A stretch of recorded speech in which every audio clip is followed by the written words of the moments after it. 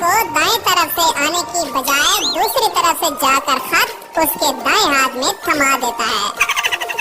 दोस्तों, इतने मारूफ व मकबूल तरीन ड्रामे में इस किस्म की वाज़ेह गलती का सरजद होना समझ से बाहर है।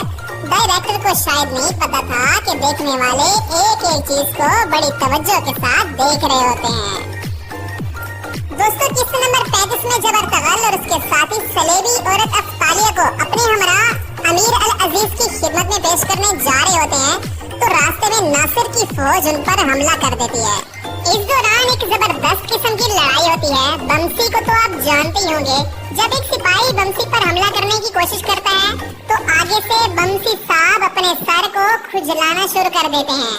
वाह जी वाह, दुश्मन सामने हथियार उठाकर उसकी जान लेने के लिए तैयार खड़ा है और बमसी साहब हैं कि सर को खुजला रहे हैं। किस्त नंबर 37 में जब सलजान खातून अपने बेटे की मौत का जिम्मेदार आइकिस को ठहराना चाहती हैं तो ये औरत भेड़ के एक बच्चे को ज़िबा करती है। आपने देखा होगा कि ये खातून छुरी के सिर्फ एक ही वार से उसको ज़िबा कर देती है।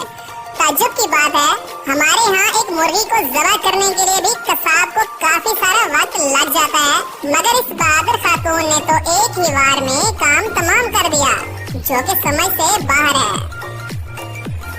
दोस्तों, किस्त नंबर 37 में एक और गलती भी डायरेक्टर से सरजद हुई है। सलेबियों के कले में जहाँ पेट्रोशियो का मखसूस हाल होता है, तो जब भी कोई इस हाल में दाखिल होता है तो वहाँ उस दरवाजे के साथ 2 निगहबान मौजूद होते हैं। जब भी कोई शख्स उस हाल में दाखिल होता है तो वो एहतरामन अपनी तलवारें नियाम से निकाल कर जमीन पर रखते हैं और खुद घुटनों के बल जमीन पर बैठ जाते हैं।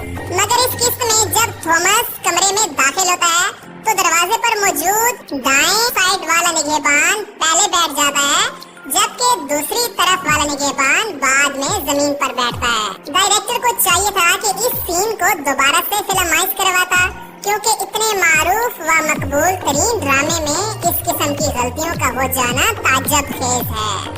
दोस्तों, पहले सीजन की किस्त नंबर 41 में जब अर्तगल गाजी को खबर मिलती है कि अमीर अल अजीज शहजादी हलीमा के हमरा शिकार पर जा रहे हैं, तो वो शहजादी हलीमा को आजाद करवाने के लिए हलब की तरफ रवाना हो जाता है। आपने देखा होगा कि अर्तगल को गिरफ्तार कर लिया जाता है। अल-मुख्तसर जब वो उन दुश्मनों की कैद से आजाद होता है तो उनके साथ जबरदस्त किस्म की लड़ाई शुरू हो जाती है। इसी दौरान उसके 2 साथी वहाँ पर पहुँच जाते हैं जो दुश्मनों का बड़ी बहादुरी के साथ मुकाबला करते हैं।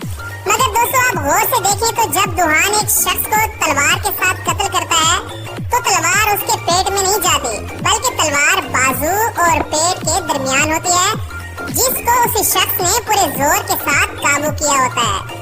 फिर बाद में फौरन दुहान उस तलवार को खींच लेता है और उसके बाद वो शख्स जमीन पर गिर पड़ता है। दोस्तों, किस्त नंबर 43 में जब अर्तगल हलीमा सुल्तान और इब्नुल अरबी को अपने कबीले में ले आता है तो इस सीन में बमसी और दुहान आपस में गुफ्तगू कर रहे होते हैं और इसके बाद दोनों इब्नुल अरबी की जानिब चल पड़ते हैं। मगर दुहान जब जा रहे होते हैं तो उनका पाँव फिसल जाता है, मगर वो जल्द ही खुद को संभाल लेता है। दोस्तों, हंसना मना है। किस्त नंबर 44 में जब शहाबुद्दीन बेगुनाह साबित हो जाने के बाद दोबारा अपने पहले मनसब पर फायज हो जाते हैं तो अमीर अल अजीज उन्हें गले से लगाते हैं और अपनी गलतियों पर उनसे माफी मांगते हैं। मगर दोस्तों, ये क्या, जब अमीर मुअज्जम उन्हें गले से लगा लेते हैं तो उसके फौरन बाद शहाबुद्दीन उसको हाथ मिलाते हैं, मगर अमीर साहब हाथ नीचे कर देते हैं। डायरेक्टर साहब शायद नहीं जानते थे कि पाक और हिंद की आवाम उनकी छोटी छोटी गलतियों को भी पकड़ लेंगे। दोस्तों,